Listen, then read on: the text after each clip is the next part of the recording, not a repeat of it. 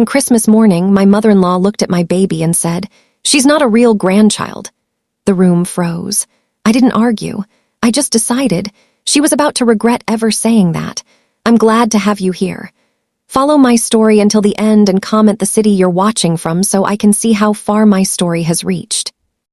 My name is Claire. I'm 28 years old, married to Ryan, and we just had our first baby girl, Lily, 3 months ago. This Christmas was supposed to be special. It was Lily's first holiday, our first Christmas as parents. I decorated the house weeks in advance. The tree was glowing in the corner, the smell of cinnamon candles filled the air, and soft Christmas music played in the background. I wanted it to feel like magic. Ryan's mom, Carol, was the last person to arrive. She walked in wearing her red coat, holding a plate of cookies, and wearing the same tight smile she always gives me. She glanced around the room, waved to Ryan, and then her eyes landed on Lily, who was in my arms. I stepped forward, smiling, ready to let her hold her granddaughter, but she didn't step closer. Instead, she stopped, her smile fading and her voice cut through the warm air. "She's not a real grandchild," she said. At first, I thought I misheard. I blinked. "Excuse me," my voice cracked. Carol folded her arms, tilting her head like I was a stranger. "You know what I mean. She's not blood, not really ours." The air went heavy. My sister-in-law, Jenna, was sitting on the couch. She looked at the floor. My father-in-law sipped his coffee without saying a word. Ryan stepped forward. "Mom, what are you talking about?" His voice was sharp, but she ignored him and kept looking at me. I could feel my heart beating in my ears. My hands tightened around Lily, who was sleeping peacefully, unaware of the ugliness in the room. I wanted to scream. I wanted to tell her she was cruel, but instead I just smiled, a slow, quiet smile, and said, "Interesting." I sat down in the armchair and let Ryan take over the conversation. "Mom," he said again, this time louder, "you don't get to say things like that." Carol shrugged. "I'm just saying what everyone's thinking. She doesn't look like you, Ryan, and I know Claire's past." She said it in a way that made my skin crawl, like she was hinting at something that wasn't even true. The rest of the morning was awkward. I tried to act like I didn't care, but my mind was racing. Carol didn't touch Lily once. She opened her presents, ate her food, and left early. The second she walked out the door, Ryan turned to me, his face red. "I'm sorry. I swear I don't know why she said that." I shook my head. "Don't apologize for her, but she's not going to get away with it." That night after Lily was asleep, I sat in bed scrolling through my phone. I couldn't stop hearing Carol's voice. "Not a real grandchild," over and over. I thought about all the things I could say to her, all the ways I could embarrass her the way she embarrassed me. And then an idea came to me. It started as a little spark, something small, but the more I thought about it, the more it grew. I remembered hearing once that Carol's own father wasn't actually her biological dad. It was an old rumor in the family that no one ever talked about. I'd never asked, but now I wanted to know. The idea was simple. If she wanted to question my child's family connection, maybe it was time she questioned her own. I opened Amazon, searched for DNA test kit, and within seconds, I had one in my cart. I didn't buy it right away. I stared at the screen for a long time, thinking about whether I was ready for whatever it might uncover. Ryan was in the shower, so I didn't tell him yet. I just closed my laptop and tried to sleep, but I couldn't. My mind was alive, running through scenarios. I imagined handing Carol the kit in front of everyone. I imagined her face turning pale. I imagined the silence. The next morning, I made pancakes for Ryan and pretended everything was normal. But inside, I had already made my decision. I went back online, clicked buy now, and smiled to myself. The kit would arrive in 2 days. When it arrived, the box was smaller than I expected. I held it in my hands for a long time, feeling the weight of what I was about to do. Then I wrote a note in black ink. "Are you sure about that?" I packed the kit and the note into a plain brown box, taped it shut, and drove to the post office. My hands were shaking, not from fear, but from excitement. Carol had made me feel powerless on Christmas morning. This was me taking that power back. The woman at the counter took the box from me and asked, "Anything fragile?" I smiled. "Only someone's pride." Walking out of the post office, I felt lighter. I didn't know what would happen when Carol opened that box, but I knew one thing. This was only the beginning. 2 days after I sent the package, I kept my phone nearby all the time. Every time it buzzed, my heart jumped. I imagined Carol opening the box, reading the note, and staring at the DNA kit with her hands trembling. I pictured her sitting at her kitchen table, wondering if I knew something she didn't. It wasn't just about revenge anymore.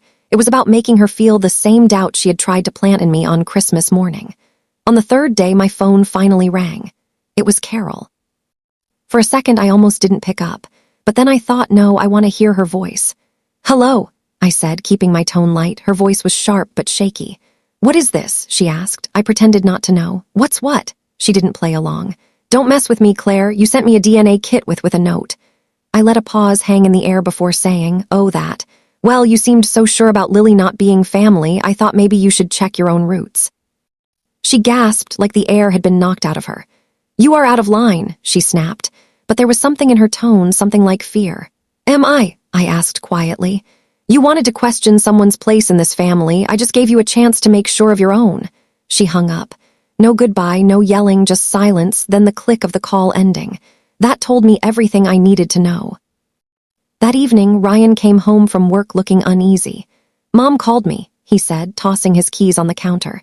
"She's saying you sent her some kind of test." I didn't break eye contact. "I did." His eyebrows shot up. "Why?" I laughed once, a short, bitter laugh. "Because she thinks Lily isn't a real grandchild. If she's going to throw accusations around, she should be ready for some questions herself." Ryan ran a hand through his hair. "Claire, this is going to cause a war." "Good," I said without hesitation. "Maybe a war is what it takes for her to stop." He stared at me for a moment, then sighed. "You know, I'm not even mad. She had it coming." That surprised me. I thought Ryan would defend her even a little. But instead, he sat down at the table and said, "If she's acting weird, it's because she's hiding something. I've always felt there were gaps in her stories about her family." That night, we talked about all the strange things we'd noticed over the years.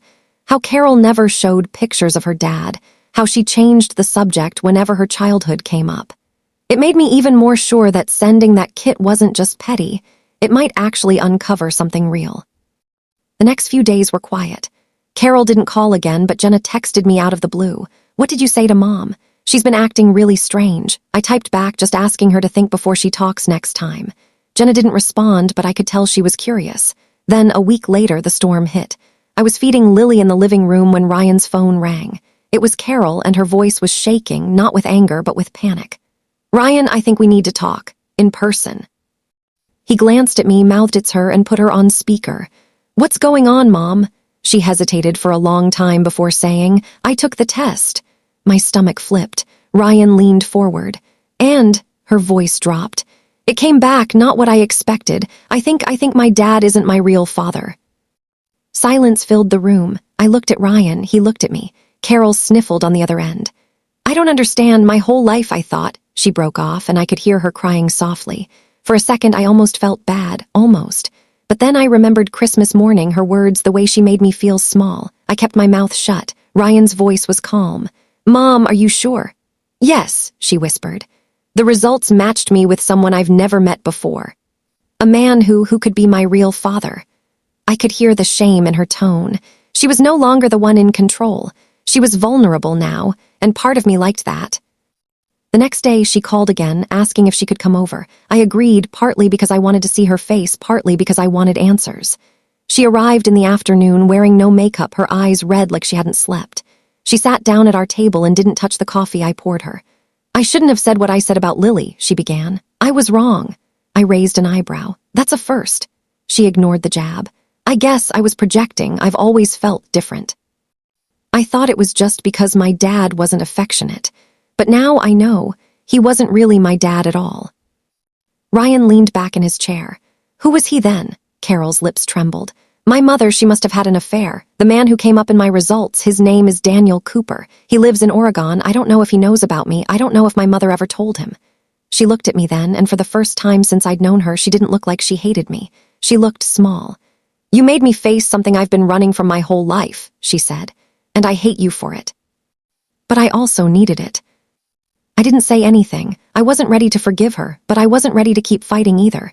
She reached into her bag and pulled out a small wrapped box. "This is for Lily," she said, sliding it across the table. I didn't open it right away. Instead, I said, "She's your granddaughter, blood or not. That's the last time I'm going to explain it." Carol nodded, tears slipping down her cheeks. "I know." Later that night, after she left, I opened the box. Inside was a little gold bracelet with Lily's name engraved on it. It was beautiful, and it made me angry that she hadn't given it on Christmas like she should have. But maybe it was her way of starting over. Ryan came up behind me and wrapped his arms around me. "You know," he said softly, "you just changed the entire course of our family." I looked down at the bracelet and thought about the little box I had mailed, the note inside, and the ripple it had caused.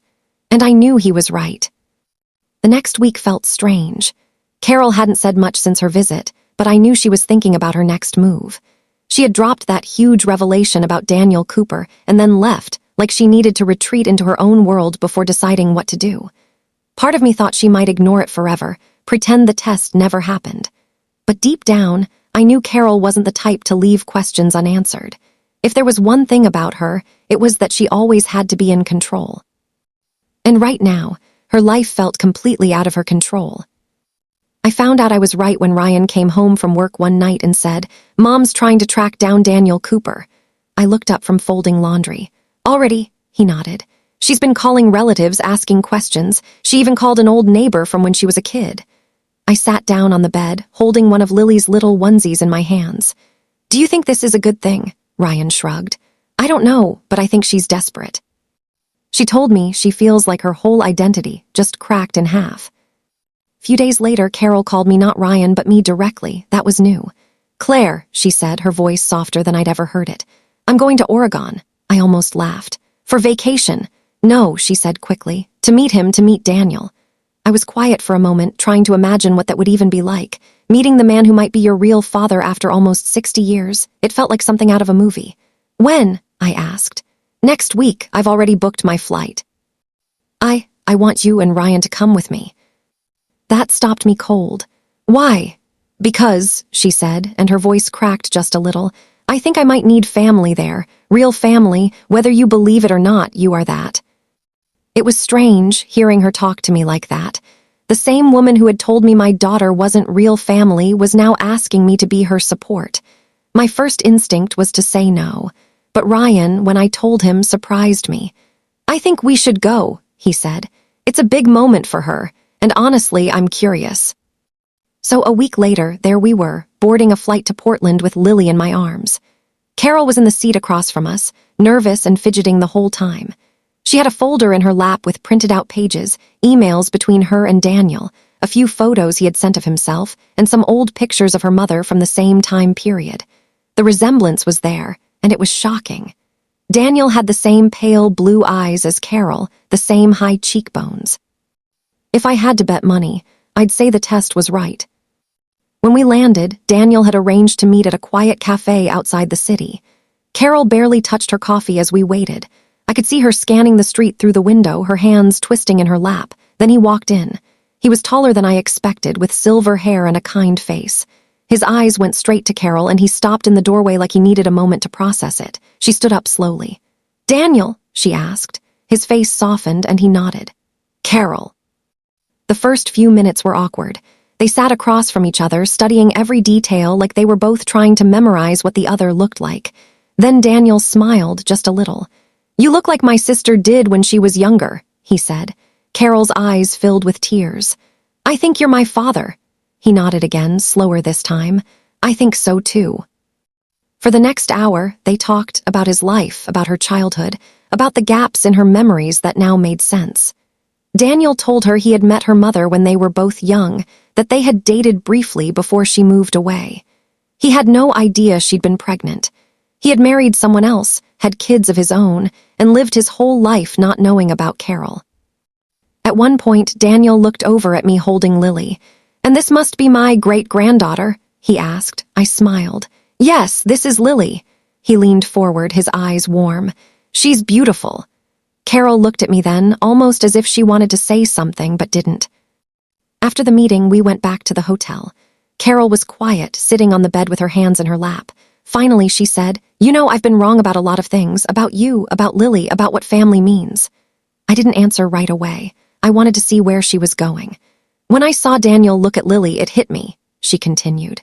Blood isn't the only thing that makes someone yours. It's who's there, who shows up, who loves you no matter what. It was the closest thing to an apology I'd ever get from her, and I decided to take it. Good, I said. Then we can stop this nonsense once and for all.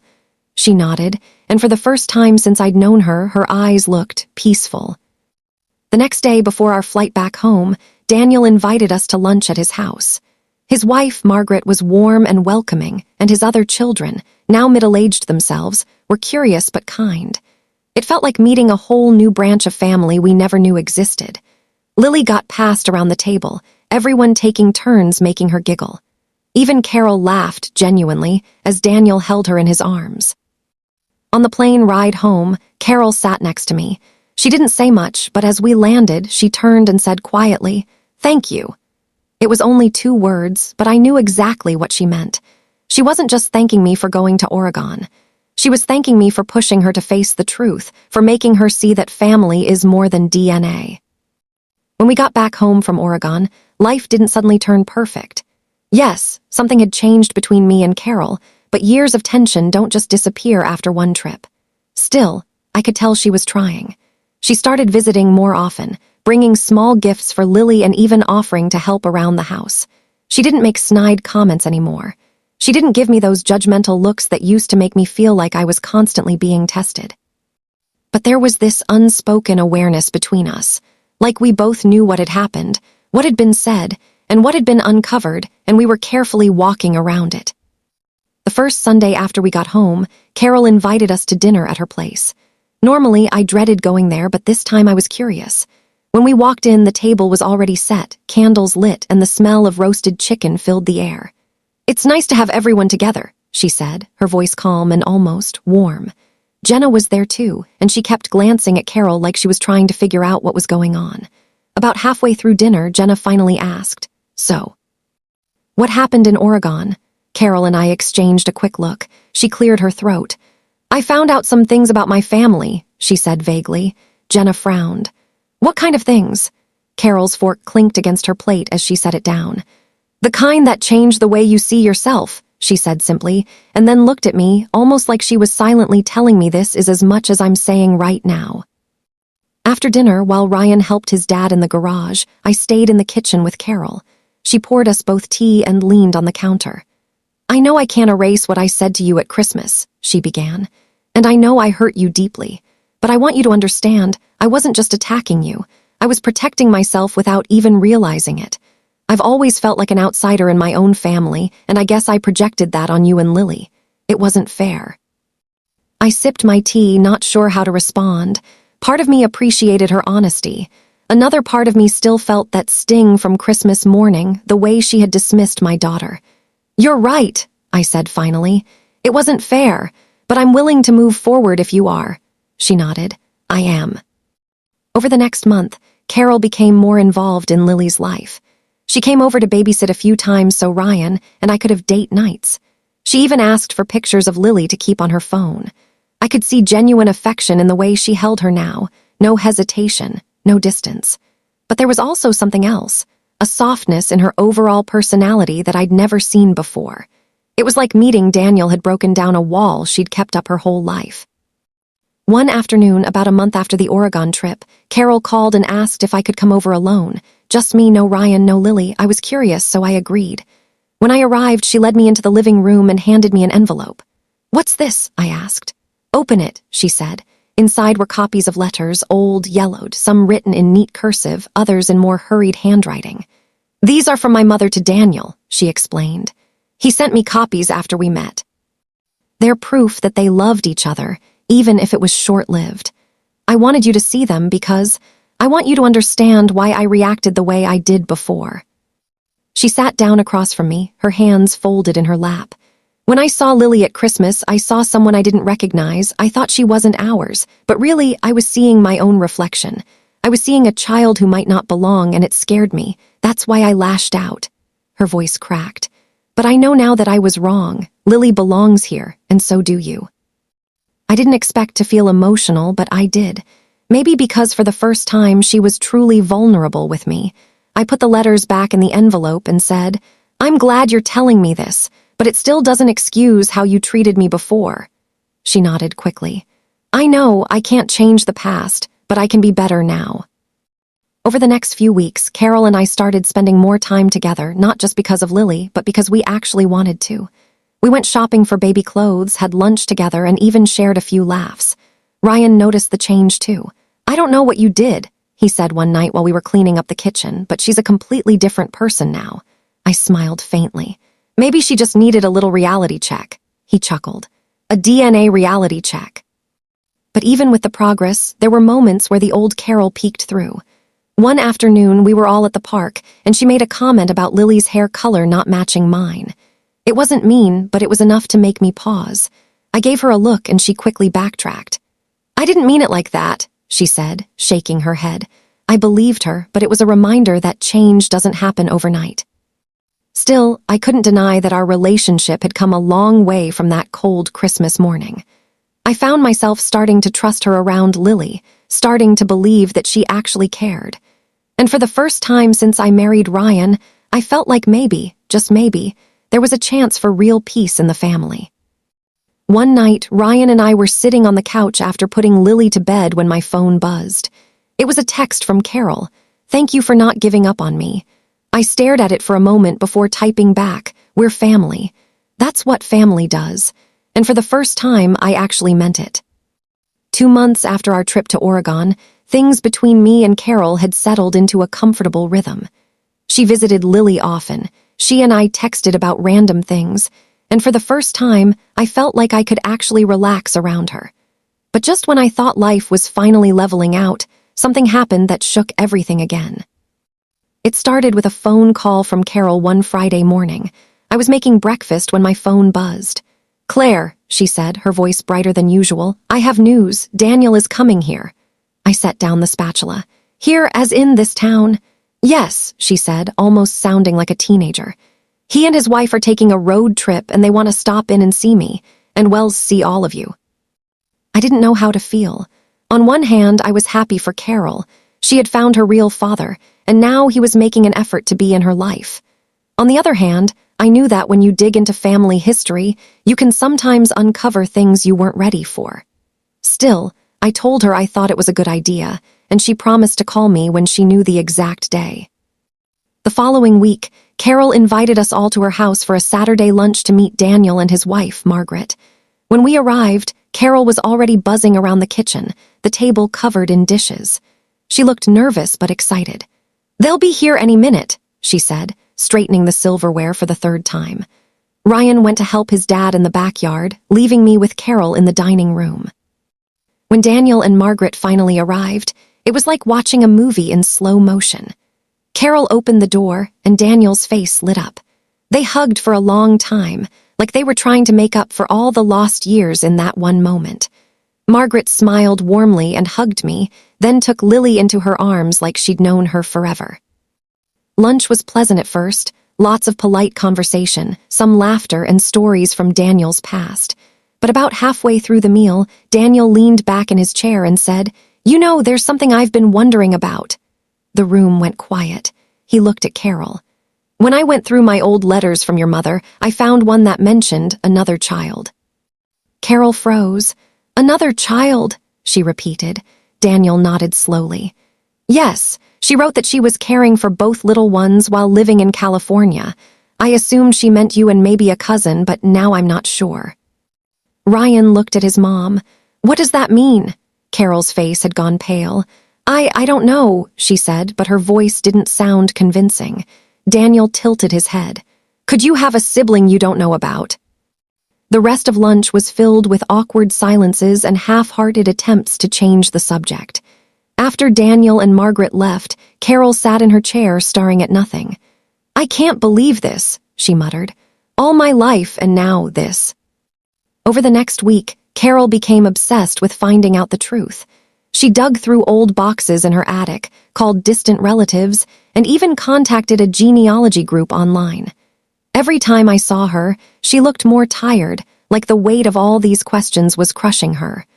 Ryan tried to get her to take a break, but she wouldn't listen. Then one evening, she showed up at our house with a small photo in her hand. "Look at this," she said, handing it to me.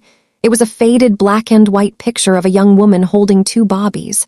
One of the bobbies looked like Carol as a child. The other I didn't recognize. "Who is that?" I asked. Carol shook her head. "I have no idea, but I think it might be my sister, my full sister." The idea was overwhelming. If it was true, it meant that not only did Carol have a different father than she thought, but she might also have an entire sibling somewhere out there. I could see in her eyes that she was terrified, not of finding the sibling, but of what it might mean for the rest of her family history. A few days later, Carol got another shock. One of the genealogy contacts messaged her saying they had found a DNA match, someone in their 50s living in Arizona who shared a significant amount of DNA with her. "It's a woman," Carol said when she called me, her voice trembling. "Her name is Linda Cooper." The last name made it obvious. Linda was Daniel's daughter, which meant Carol's sister. Carol didn't waste any time. She reached out to Linda, and within days they were emailing back and forth. Linda was open and kind, but she was also careful. She had no idea about Carol until now, and she was still processing it. Eventually, they agreed to meet, this time in our town again, so Carol wouldn't have to travel far. The day Linda arrived, Carol was more nervous than I'd ever seen her. She kept packing, fixing her hair, checking the clock. When the doorbell rang, she froze, then slowly went to answer it. Standing there was a woman with the same pale blue eyes and cheekbones as Carol. They stared at each other for a moment, then Linda stepped forward and hugged her. Watching them together was surreal. They spoke softly at first, exchanging bits of their lives, finding similarities in their personalities, their likes and dislikes. But then, as the afternoon went on, something happened that I didn't expect. Linda asked about Lily. "So this must be my great-niece," she said, smiling at me. She took Lily into her arms and said, "She's perfect." Carol looked at me then, and I knew exactly what she was thinking. She had come full circle, from denying Lily as family to watching her long-lost sister hold her with pride. And in that moment, I could see that all the walls she had built around herself had finally come down. Later that night, after Linda left, Carol pulled me aside. "Claire," she said quietly, "thank you for what you did. I know it started as well as you trying to get back at me, but it gave me my father, it gave me my sister, and it gave me a second chance to be a better person." I smiled faintly. "Just promise me one thing," I said. "Never ever question whether Lily belongs in this family again." Carol's eyes softened. "Never," she said, and for the first time I believed her completely. The weeks after Linda's visit felt like a new chapter for our family. Suddenly, there were more phone calls, more visits, more laughter in the house. Linda and Carol spoke almost every day, catching up on decades of missed time.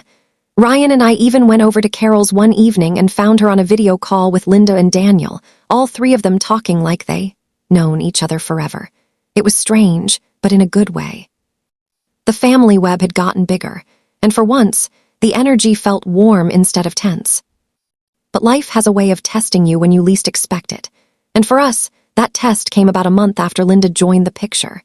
Carol had decided to host a family reunion at her place, a chance for everyone to meet in one place. Daniel and Margaret were flying in, Linda was coming from Arizona, and even some of Ryan's cousins were driving over. It was going to be the biggest family gathering Carol had ever hosted. She was excited, and honestly, so was I. The morning of the reunion, Ryan and I arrived early to help set up. Carol was already buzzing around, arranging chairs in the backyard and checking the food. "It has to be perfect," she said for the 5th time that morning. "This is the first time my real family will all be together." She froze after saying that, realizing what it sounded like. She looked at me quickly. "I mean," I held up my hand. "It's fine, Carol, just be careful with that word." She nodded, biting her lip. I let it go. People began arriving around noon, and the backyard filled with laughter and voices. Lily was passed from person to person, cooed over and spoiled with attention. Carol was glowing, moving from group to group, introducing Linda to everyone. It was almost perfect, until I overheard something that made my stomach twist. I was walking toward the kitchen when I passed the patio and heard Linda talking to one of Ryan's cousins. "It's so nice to finally meet everyone," she was saying. Although I have to admit, when I first heard about Carol's son's wife, I wasn't sure if her baby was really part of our side. I stopped in my tracks. My heart pounded in my ears. I took a deep breath and stepped out onto the patio. "Excuse me," I said, forcing a smile. "I couldn't help overhearing. Did you mean Lily?" Linda's eyes widened. "Oh, I didn't mean anything bad. I just meant, well, she's not blood related to us." It was like a punch in the gut. Here we were, celebrating new family connections, and the exact same ignorance was creeping back in. "Linda," I said slowly, "Lily is my daughter. I'm married to Ryan. That makes her part of this family, blood or not. We've been over this before with Carol." Linda shifted uncomfortably. "I'm sorry, I didn't mean to upset you." I nodded, but inside I was seething. I walked back into the kitchen and found Carol arranging dessert trays. "We need to talk," I said under my breath. She looked up immediately. "What's wrong?" I told her what Linda had said, every word. Carol's face darkened. Without hesitation, she marched out to the patio. I followed just far enough to hear her voice. "Linda," she said firmly, "don't ever say that about Lily again. She is family, end of discussion." Linda looked taken aback but nodded. "I didn't mean—" "I don't care what you meant," Carol interrupted. "She's my granddaughter, end of story."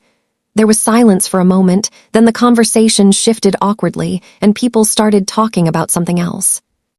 Later, when the party had died down and most people had left, Carol pulled me aside. "I'm sorry," she said quietly. "I thought we were past this. I thought once Linda met you, she'd understand." I sighed. "It's not just about Linda. People will always have their opinions about what makes someone real family. The difference now is you're on my side." Carol's eyes softened. "Always." The next day, I got a text from Linda apologizing again, saying she had been ignorant and that she hoped we could start over. I decided to accept her apology, not because I completely forgave her, but because I knew this was a chance to break the cycle. If I stayed angry, it would just keep the wound open. Over the next few weeks, Linda made more of an effort. She sent little gifts for Lily, called to check in, and even asked if she could visit just to spend more time with us. I said yes, but I also kept my guard up. Meanwhile, Carol's relationship with Daniel grew even stronger. They planned another visit for the summer, this time for longer. Carol seemed lighter these days, like she wasn't carrying the same bitterness that had weighed her down before. She even started talking about hosting Christmas at her house next year. "It's going to be different this time," she told me one afternoon. "No tension, no hurt feelings, just family." I smiled. "We'll see." But deep down, I wanted to believe her. I wanted to believe that after everything we had gone through, the fights, the DNA test, the shocking discoveries, we had finally found some kind of peace. And maybe, just maybe, this Christmas would be the one we were supposed to have all along. The months rolled by faster than I expected. Before I knew it, December was here again, and with it came Carol's promise to host Christmas. A year ago, this holiday had ended with one of the most hurtful moments of my life, Carol refusing to hold Lily because she didn't see her as real family.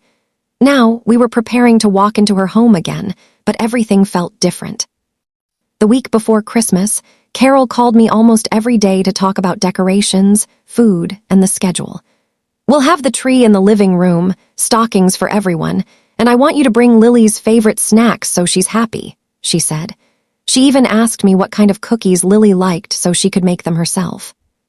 Linda was flying in again, this time without any awkwardness. She had worked hard over the past year to show she truly cared about us, and though I still remembered that patio conversation, I had also seen genuine change in her. Daniel and Margaret were coming too, making it the biggest holiday gathering yet. On Christmas Eve, Ryan and I packed up the car with gifts and food and drove over to Carol. Snow had started falling, covering the streets in a soft white blanket. When we arrived, Carol opened the door before we even knocked. "You made it," she said, hugging me tightly before scooping Lily into her arms. "There's my girl," she said, kissing her cheek. Lily giggled, holding onto her grandmother's necklace. The house was warm and smelled like cinnamon and roasted turkey. The living room glowed with fairy lights, and the tree was covered in ornaments, some new, some clearly decades old. I noticed one that had Lily's name on it, painted in gold. As more guests arrived, the room filled with chatter and laughter. Linda walked in with a big smile and went straight to me. "Merry Christmas, Claire," she said, giving me a hug. "And Merry Christmas to you, Lily." She handed Lily a small gift wrapped in shiny paper. "Open it," she urged. Inside was a little silver bracelet with a heart charm. "For my great niece," Linda said softly. For the first time, I felt no tension when she said it, just sincerity. Dinner was lively, with Daniel telling old stories and Carol laughing louder than I'd ever heard before. Ryan was in the corner building a block tower with Lily and one of his cousins, kids, and I found myself just sitting back, soaking it all in. Halfway through the evening, Carol stood up and tapped her glass with a spoon. The room quieted. "I have something to say," she began, her voice trembling slightly. "Last Christmas, I made a mistake, a big one. I let my own ideas about family blind me to what was right in front of me. I hurt people I love, and for that I am truly sorry." She looked straight at me, then at Lily in Ryan's arms. "This little girl," she said, "is my granddaughter. She has always been my granddaughter, and I will spend the rest of my life making sure she knows that." I felt my throat tighten. Around the room, people nodded, some smiling, some tearing up. Carol stepped forward and took Lily from Ryan, holding her close. "I love you," she whispered to her. It was the kind of moment that sticks with you, not because it fixes everything, but because it shows you that people can change. After the speech, the night unfolded like a scene from a movie.